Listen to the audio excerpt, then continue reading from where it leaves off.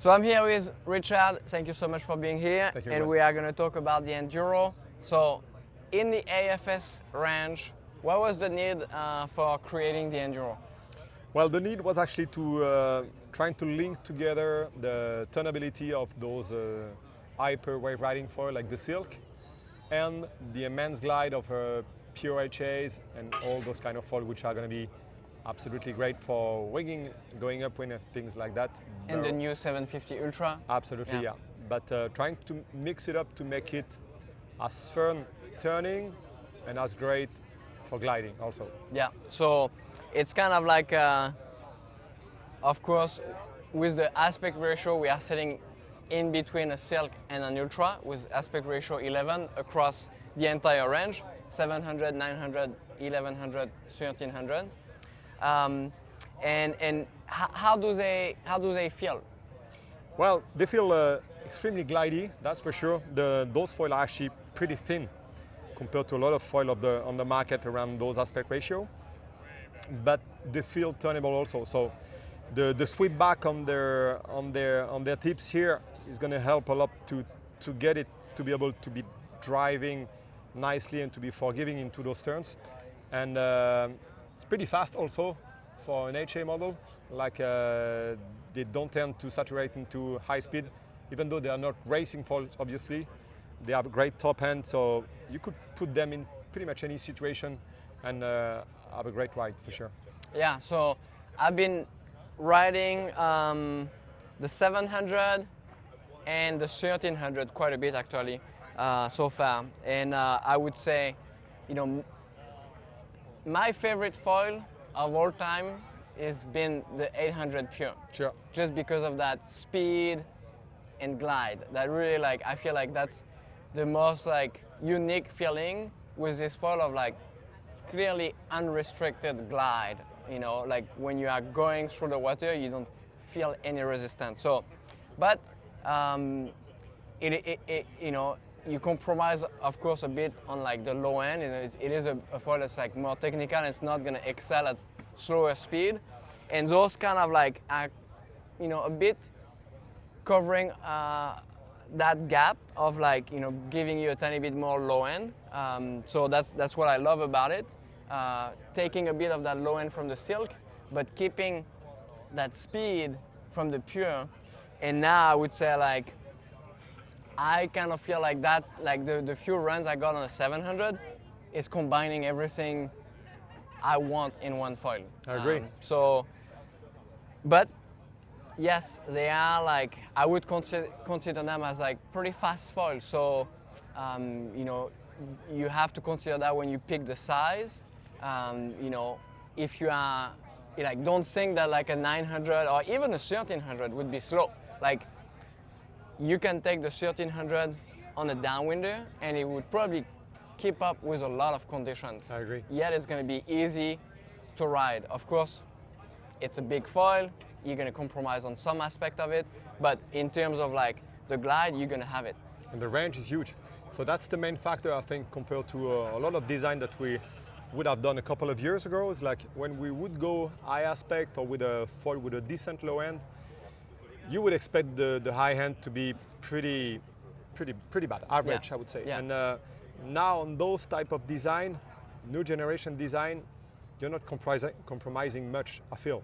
I really feel like the speed is there, the control is there, the turning ability and the glide also, which is quite surprising because back then, when we would do those size of foils, like they would be good maybe for sub-foiling or dog starting, but they would not be as great for winging, for example, because the speed you're going to go on with would not be satisfying enough to be enjoyable on the wing, you know. And so that's the difference. This range, I feel, is going all through all those winging to supping to proning pretty well. And I think even a really demanding customer or a really good rider is going to enjoy himself big time, Yeah. without sacrificing the accessibility also of the foil. So Yeah. for more, I would not say beginner, but intermediate rider will for sure enjoy this foil too. So it's almost like this is as close as it gets from the the unicorn foil, the one that like everybody wants, that like has everything, does everything really good. But it, like technically, whenever you gain something, you compromise something, and so the game is really like to how to extend that range, whether it's from turning, speed, glide. So this is like has a bit of everything, bringing the performance on all level up, and so then the size difference also covers like several disciplines, whether you want like faster like high wind winging, fast downwinding, like even surf foiling if in like really good condition, Sure, yeah. all the way to like dock starting, light wind winging, getting into downwind subfoiling. So it almost feels like now, if there was one foil that you should have in your quiver, it would probably be this one. Absolutely, I agree with that, yeah, for sure. That would be the one that I would carry around if I have a doubt on what's going to be the condition like and what sport am I going to do. I would bring an Enduro, for first position, for sure. So then the other obvious difference over the Silk, the pure HA, is going to be the modularity of having a fuselage that's now, it's not a monoblock like those other foils. Now you have a separate fuselage, which now you have the conveniency for like traveling. Yeah. So and also creating a quiver without spending the extra box. Like you could combine like maybe 2 to 3 front wings while still using the same fuselage, for example, the same mast, obviously. So it's actually quite convenient for traveling, yes, but also to create a wider quiver, I guess, without spending too much money. Also. Yeah, and then connection system. Super stiff. Took us a while to make sure that this one was going to be bomb-proof enough to hold those big span of big surface area like the Enduro 1300.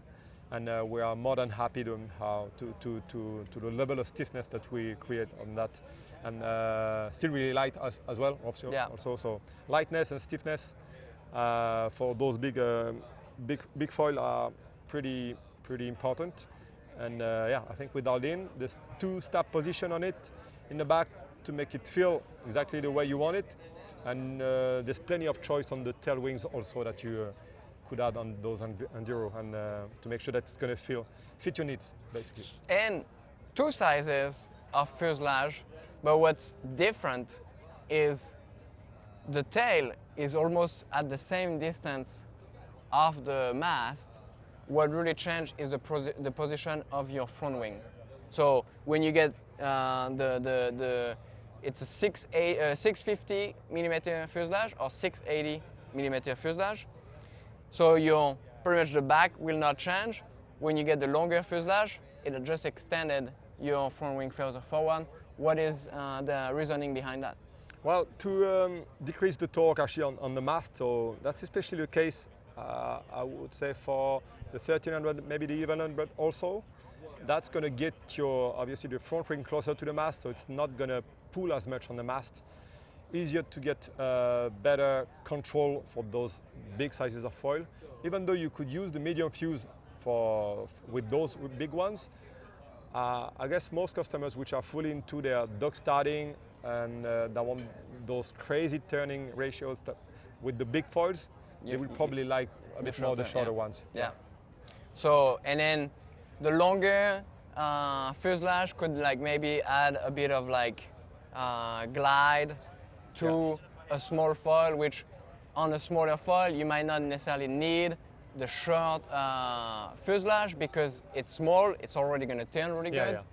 But where you could gain would be just that extra glide. Extra control also, in high speed especially. So you could make it feel the way you want it. That's the great thing about the Enduro, like there's too many options to not find exactly what you feel is going to be the best for you.